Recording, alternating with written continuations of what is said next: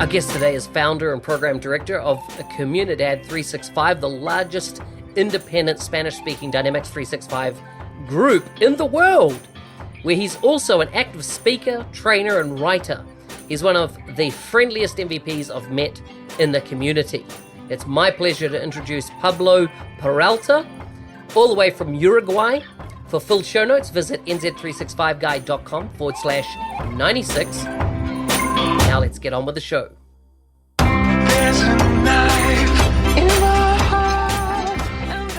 Pablo, welcome to the MVP show. How are you? Thank you, Mark. Thank you for having me. I'm great. Awesome. Excellent. So tell me, what part of the world do you reside in? Well, now I'm in Uruguay, which is in the middle of between Argentina and Brazil, small country. And we are looking at plans to relocate by next year, actually. So that's a good question at this point. Okay, so Uruguay. So what's Uruguay famous for? For its food, its barbecues, its beaches, carnival. So yeah. Okay. So what's the main language spoken there? Spanish. Actually, it's Spanish. Yeah. Okay, so Spanish. But we are pretty close to Brazil. So in some parts of Uruguay, you can also see people speaking like half Spanish and half Portuguese. Wow. Okay, so I went to Portugal a few years ago, and one thing I noticed that Portuguese don't like you accidentally speaking Spanish to them. They would like prefer you to just speak in English or don't try and speak in Spanish to me. Oh, really? Yeah, they're quite particular about it.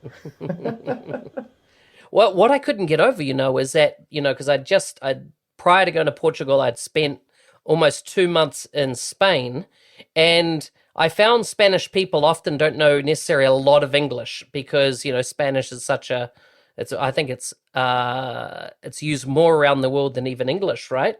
I think there's a greater population using it. But what I found is that in Portugal, heaps of people knew English. Oh, really? Yeah. Like I didn't struggle at all not knowing Portuguese.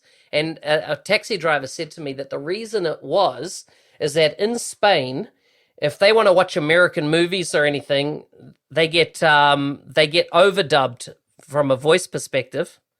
Well, I'm still think that English is actually the language of the world.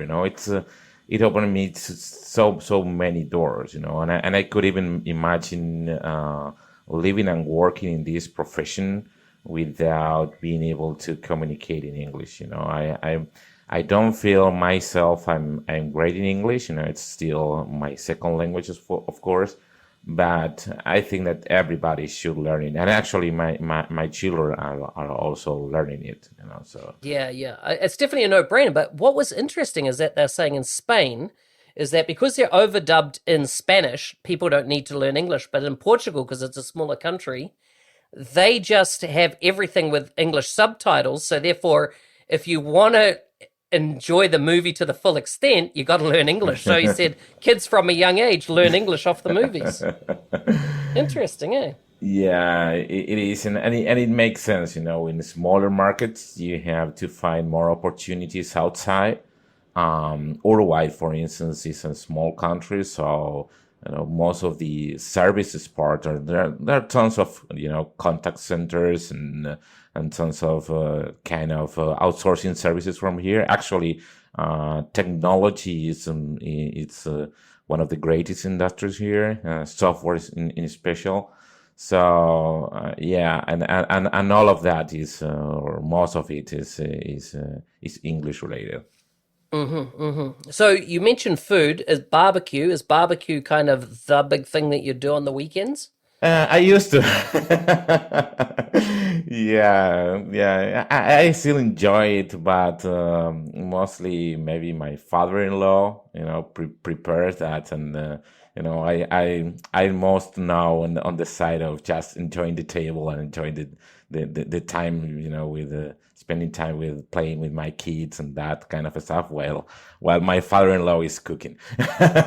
Yeah. It makes sense. So just I just had something interesting. Uruguay, like I'm from New Zealand, but I'm a Kiwi. or a New Zealander, what is somebody from Uruguay known as? Well, for football, yeah, for soccer. No, I no, no, mean, no, no, no, no, no. What I'm meaning here is that as a Kiwi, sorry, as a New Zealander, I'm people would say I'm a Kiwi, but as in somebody from Uruguay, are you a Uruguayan? What are you known as, person wise? I actually am not sure what's the question about because kiwi here, it's a fruit. I know it's a fruit, but like, yeah, yeah. But in New Zealand, a kiwi is a flightless bird, and if you're a New Zealander, you're just known as you're a kiwi. So, for example, you know that Polish MVP, Kuba, he doesn't call me Mark. He just goes, "Hey, Kiwi." He just refers to me as Kiwi the whole time. You know. So I just It's wondered, so fun. is somebody from Uruguay, and if you're a person from Uruguay, are you known as a Uruguayan, or is it something else? Like, let's say if you're from Spain, you're Spanish, or if you're from Portugal, you're Portuguese. I don't think we have something specific like that. Yeah, just Uruguayan. Yeah, but coming back to that, the most famous Uruguay is for football players. I mean, by football, soccer. Like Luis Suarez, Cavani. If you used to follow the European leagues, there are several Uruguayan players that are performing excellent. Yeah, yeah. So everybody has their own sports team there. I take it that they back, and then the national team. Yeah. So tell me about family.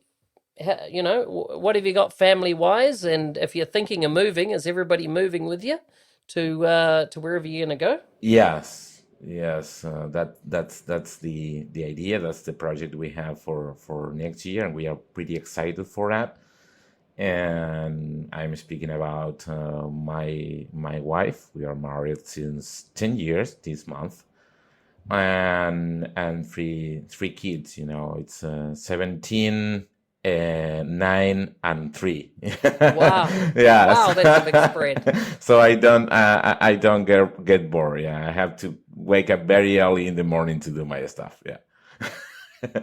So how long have you been an MVP, and how did you become an MVP? This is my 10th year as an MVP.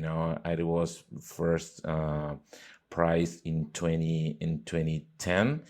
And to answer your question, I don't really know at that time because I didn't even know what an MVP was, and what was the program about. It's a completely different story today, where you have access to much more information, and the program itself has growth a lot, and there is a lot of more information available, and it has been socialized a lot. But at that point, at least for me, I didn't know anything about it, and I have been always involved in community stuff. I love the community part, and I was the guy that you met in every community event, and learning all the stuff, trying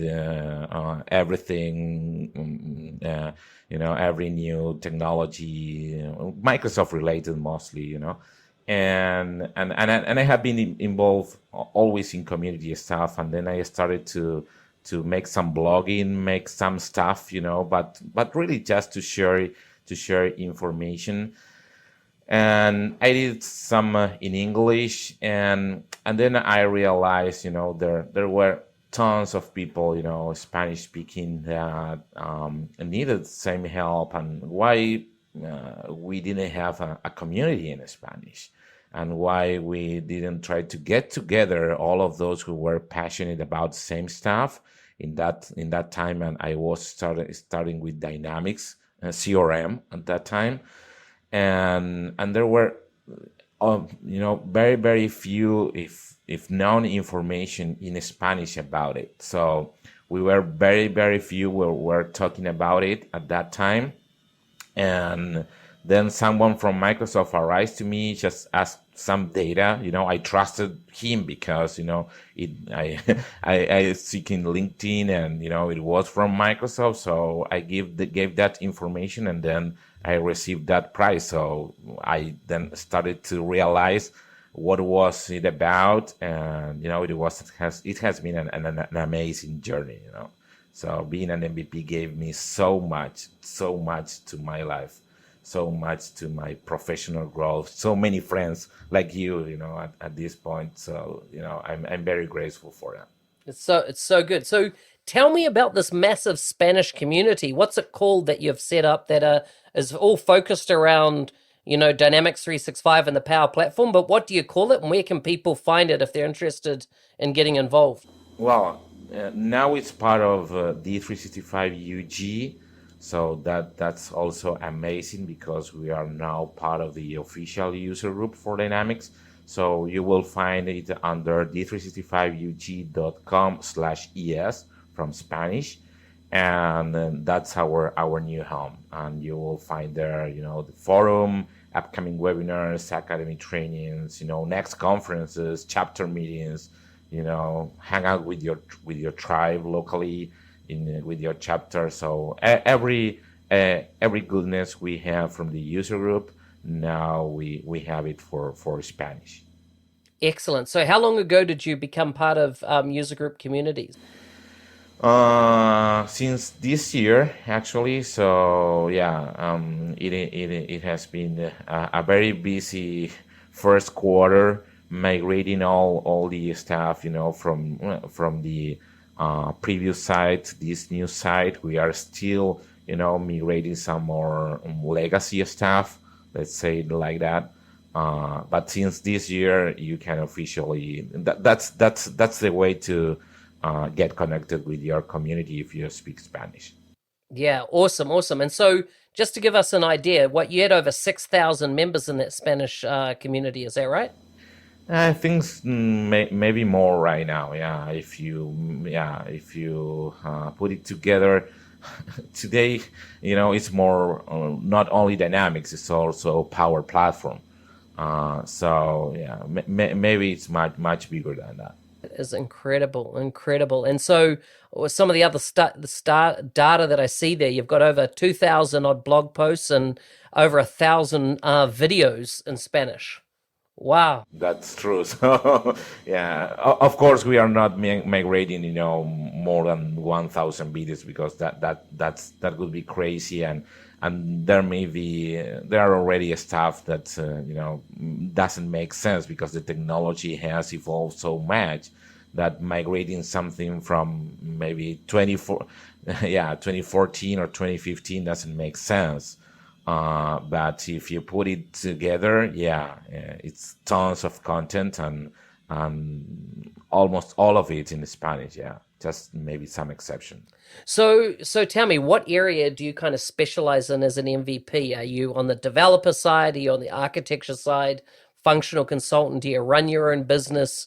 What's your secret skills? It has been a mix. I don't consider anymore the technical guy, but most of the architecture, on the architectural side. Last year, I spent the entire year working on the customer side, as the architect for Scotiabank.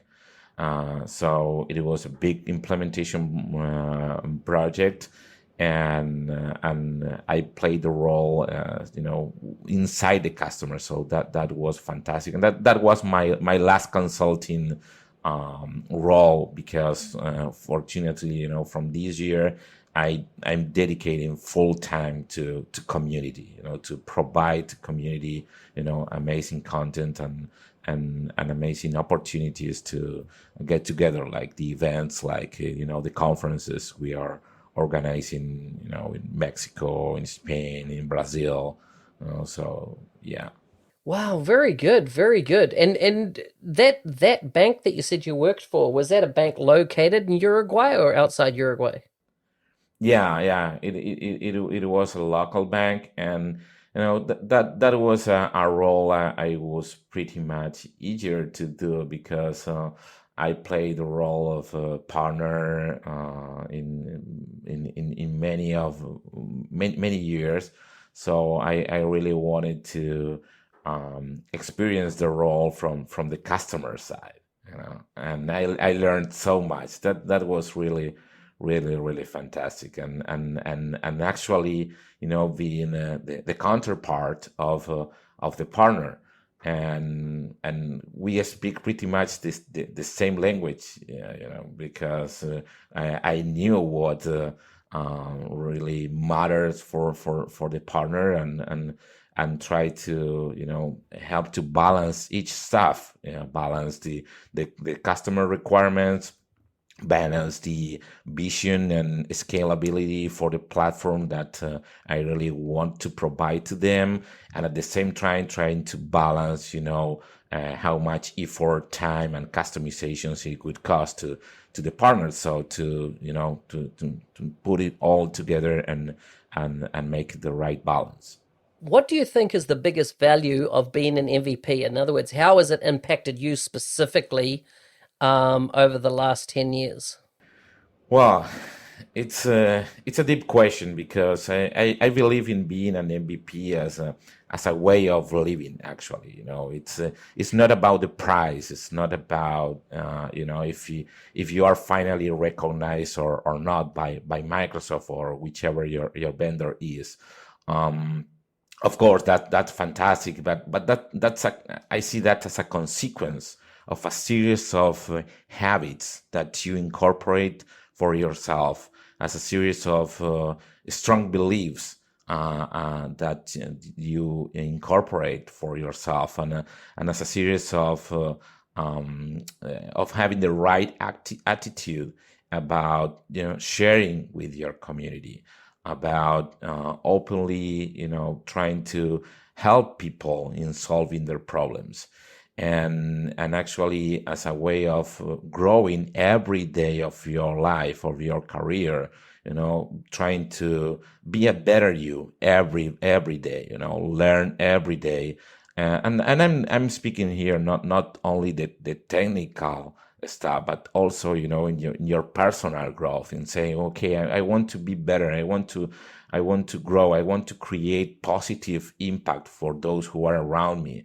It doesn't matter if it's 10 people, 100, or 1,000 people. I just want to be an inspiration for them, and I want to create positive impact, and I want to help everybody that I can help. So I believe that that's the way I took, and I wish that everybody that is listening to this podcast and is thinking about becoming an MVP, okay, are think about that as a way of living, as being passionate. Also, it's a journey that it's fueled by passion, by a lot of passion. I felt so much passion for that platform, for the dynamics, so much passion for being better every day in what I do, and what I am as a person and as a professional. That I think I wish that to everybody who is thinking about that as a career path. Yeah. So that's interesting. You say you like passion for the product. When did you kind of realize that, back in the day you started would have been Dynamics CRM was kind of where you wanted to take your Well, career that way? I have been involved in Microsoft technologies up to now. I think we are talking about 20 years. Uh, but I really came to a point in my career that I wanted to specialize in something, and and highlighting something. I mean, I did a lot of things, okay, I wanted to get deeper in one specific technology. And at that time, and I was pretty much involved with the, had been actually most of my time involved in business solutions, and I I I love developing, but at the same time, I didn't want to recreate the wheel. I mean, I always try to find ways to be more productive and be able to uh, generate outcomes faster for my customer in front of me. And when I came across the Dynamics platform, I saw that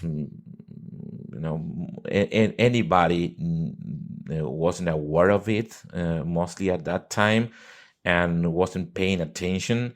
And I saw so much potential on that. Not so much from the product itself or as the CRM suite itself, but the platform itself. And see how to you could easily build business solutions, build forms, workflows, and have it all there pretty quick, and at the same time being able to integrate and customize almost every aspect of what you needed. So it was tremendous potential and a tremendous gain for any customer that wanted to have it a business solution. Uh, so that what was attracted me at that time, and well, of course, I don't regret about that decision. If you look at all the projects that you've been involved in across your Dynamics career, how many of them were either Salesforce automation or customer service, or was it more XRM work that you're doing? Well, I think if my ranking is customer service, platform, and then sales. Yeah, but that was my personal experience. Yeah, so you're saying you did a lot of customer service, so using the case entity, that type of thing. And then you would have done a lot of XRM work, and then sales would have been third. Is that right? Yes, yes. Okay, so give us an example of some of the case systems that you were building. Well, my most recent, mostly banks. I have been mostly involved in banks and financial institutions. And for the customer service side, it was amazing because it was using the platform, but at the same time being a kind of configurator where you can easily, where the actual customer can maintain the platform without need you to create, new workflows and that kind of stuff. So they have all the templates, and they just go to a custom entity, technically speaking. But it's a section that they call the configurator, where they can say, okay, I have this case that this is this typification, this category. It has this kind of SLAs.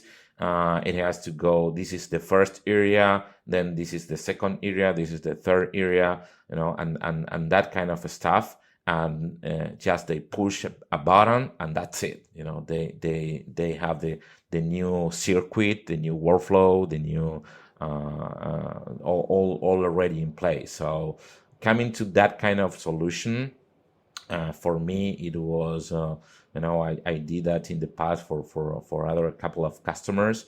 And I think that my last time doing that was last year, architecting that, because in the end it was developed by a partner. I'm very proud of it, and satisfied with that. And the customer is so happy, and so happy with that kind of solution. That's it's great. Well, listen, our time has already shot through. We've only got a few minutes to wrap up, so I always like to do a couple of quick fire questions at the end here. So, these just really need one word answers, but what business application MVP, past or present, do you respect the most? Mark Smith. No, you can't say. I'm not fishing here. I'm not fishing. Like, don't give me that rubbish. Give me a real one. Give me a real one. Ramon. I think Ramon is great. Ramon? Yeah, Yeah, he's a good lad, isn't he? yeah, I it's like him as amazing. well. I like him as well. Amazing. Always willing to help. Always, doing it even in English, in Spanish, and whatever. Tell me if of all the countries you've visited in your lifetime, which country do you like the most outside? Bahamas. Bahamas? Yeah. Okay, tell me about Bahamas. I've never been. Well, I've been several times there because of my job again, and it's fantastic. It's a very nice place, nice beaches, of course. It's Caribbean, so that's the reason. Yeah. What business personality do you look up to anywhere in the world? But what business person do you, if you like, aspire to or think's done really well in their career? Well, actually, I follow several of them. It's hard to it's hard to only say one, you know.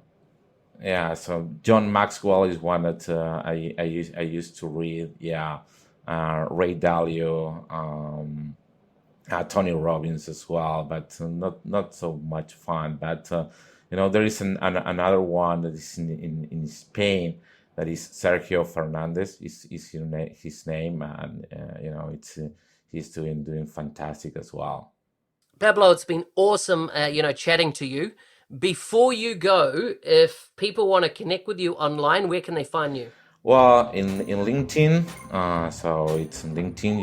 You see Pablo Peralta, and if you want to become an MVP or stay as an MVP, I would point you to becomemvp.com.